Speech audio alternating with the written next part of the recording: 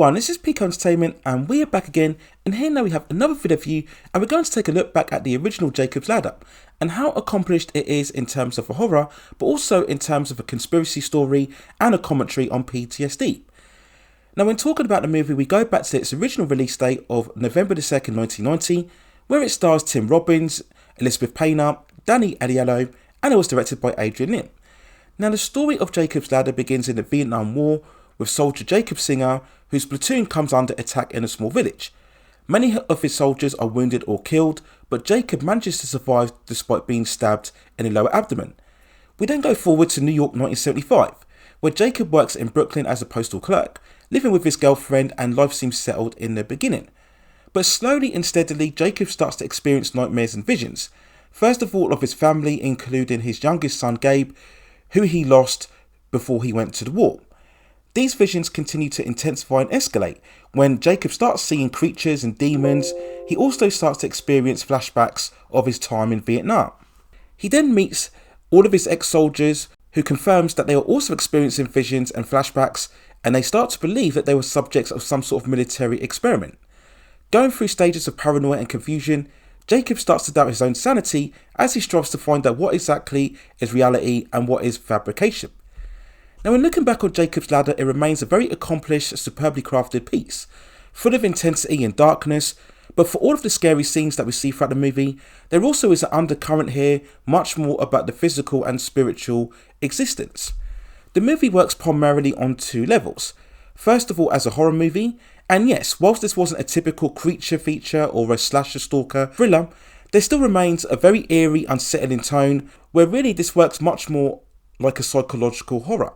The sheer imagery of Jacob's visions are both very psychedelic and disorientating, and this will leave you very gripped and compelled to the story, but also very frightened at the same time, especially when you watch it for the first time. There is in particular a truly standout sequence that involves Jake being taken to a hospital, where we see him coming across multiple mental patients. Some are very dismembered, many women and children, and we see him being carried through the hospital wards with loads of bodily organs all over the place. Again, it's very intense and very shocking, especially from a first time experience.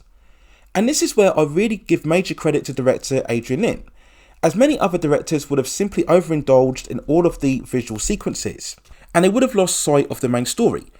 But I think the director manages to keep the story intact, and this is where the movie shifts into the more interesting elements of experimentation and conspiracy.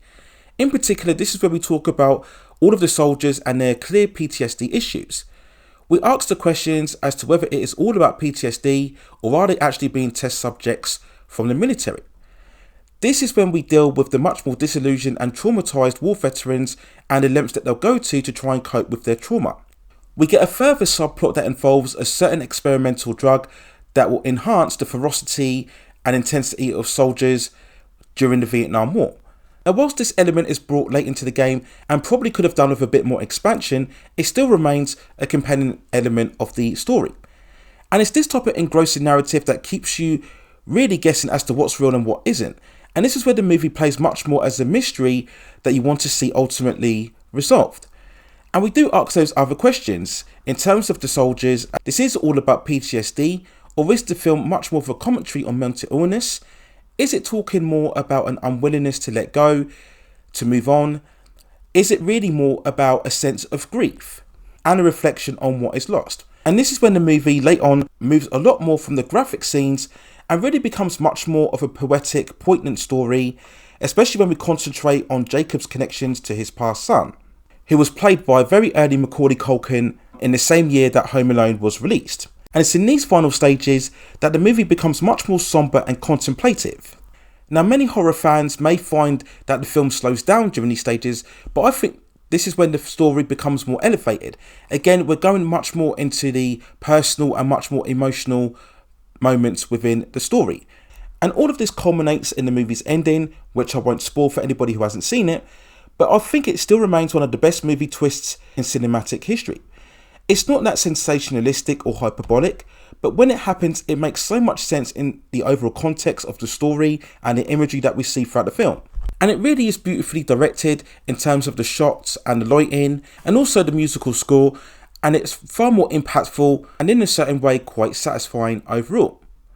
Now we do of course have to give credit to the central performance of Tim Robbins, completely carrying the movie with his great acting here, going through all of the emotions in terms of the character, making you connect to the overall story, and it does remain quite possibly the finest performance throughout his entire career. So when we go on to the movie's overall release, and it wasn't really a financial success, only grossing $26.1 million from a $25 million budget. Now movies like Jacob's Ladder were never destined to be huge at the box office.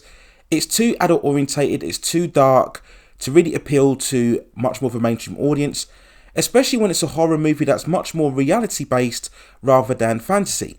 I think what helps the movie so much is that it really has that small independent feel about it. It completely convinces you that we're in a 1970s America setting. It's very gritty and grime and darkly lit, and this just lends to the overall physicality of the movie. Also the fact that Tim Robbins wasn't really a well-known star at the time, and many other actors such as Tom Hanks, Dustin Hoffman, Al Pacino and Julia Roberts and Demi Moore were all considered for the main character roles. And who knows, if any one of those actors were picked, maybe the movie could have been more successful. Now there was some sort of legacy after Jacob's Ladder involving a remake that was made in 2019. I haven't seen it so I can't really comment, but I don't think it's managed to gain the same amount of legacy and respect as the original movie did.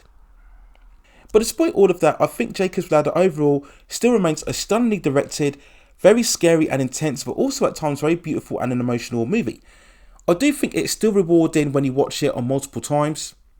Now I've seen some arguments that have said that its rewatchability is deflated by the twist ending. I do think that multiple viewings you can still appreciate the much more subtle layers in terms of where the story is trying to portray. And this is very much more than a simple out and out horror story.